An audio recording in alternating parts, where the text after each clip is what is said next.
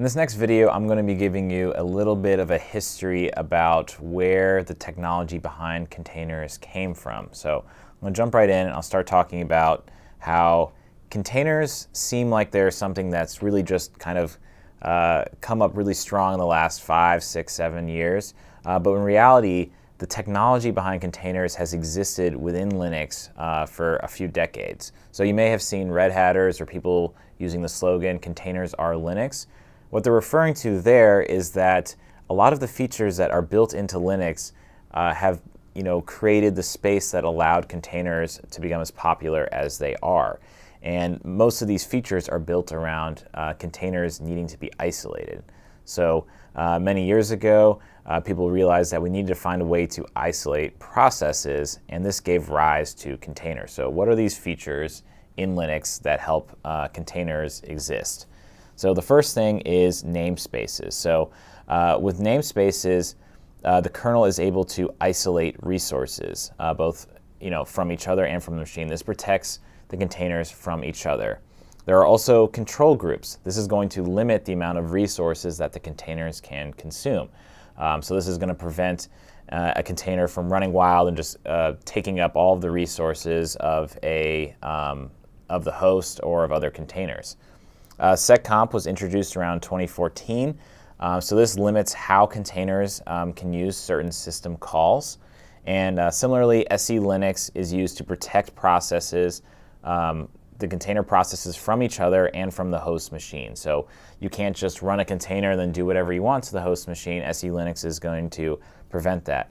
We'll talk maybe a little bit later about how you are able to get by and actually do some interaction with the host machine if you need to do things like persist data. But for the most part, SELinux is there to protect us from ourselves. Okay, I want to talk a little bit about some of the container architecture terms that we're going to be using throughout this tech overview. So the first are containers. We already know what those are, right? Containers are segregated user space environments for running applications that are isolated from other applications sharing the same operating system. Okay, so you can create many, many, many containers. An image is a template from which containers are created. There's a metaphor that I like to use that I think helps ground these terms a little bit, and that is that you can think of a container as like a dish or some food that you're preparing, and an image is really like the recipe from which you're using that. So you can use one recipe and you can make multiple dishes from that recipe, but that recipe isn't going to change. You can make little adjustments to it, but you can always be generating new and new recipes from that. So in the same way, that image to container relationship is the same. Now, to take this metaphor a little bit further, and stay with me on this one, an image repository is where your images are stored. If we want to go with this metaphor, we could say that an image repository is like a cookbook. Okay, we can go through, we can look at all of our recipes, pick out the one we want to use, and from that recipe we can generate lots of those containers or dishes. So there are a lot of image repositories that you can use. One of the ones that I want to focus on is the Red Hat Container Catalog. This includes an area for us to access a bunch of trusted images from Red Hat. They do a great job of communicating if there are any vulnerabilities within those images, but they stand by all these images so you know you're getting a trusted source. Red Hat Quay is also another option for a public registry. This one will have a little bit more of the bleeding edge, so it's more of a public one. People can just upload their images to there. And the same goes for Docker Hub, where people are able to just upload their images. So you need to be maybe just a little more careful about which images you're using to trust your applications with. Here's a quick screenshot of the Red Hat Container Catalog. This page is showing the Red Hat Enterprise Linux 7 version of the image. You can see down here we have a health index. That was what I was discussing earlier. We can get an idea about if there are any vulnerabilities. So you only want to really use those images that have a grade of A for their health index. We have an idea about when this was most recently updated. So we want to make sure that we're using images that are up to date so there aren't any security vulnerabilities. And from the container catalog, you can do a lot of cool things. You can easily click a button that will let you test out that image. It'll open up your OpenShift Online free account, and you can just go ahead and try out that image right there. And there's all sorts of great Red Hat support, of course. So how do we interact with these three things? How do we interact with containers? How do we interact with images? And how do we interact with our image registries? We are going to use a tool called Podman. If you're familiar with Docker, that's great because Podman works very similar to Docker. It's an open source tool that we're using to manage our containers and our container images and interact with our image registries.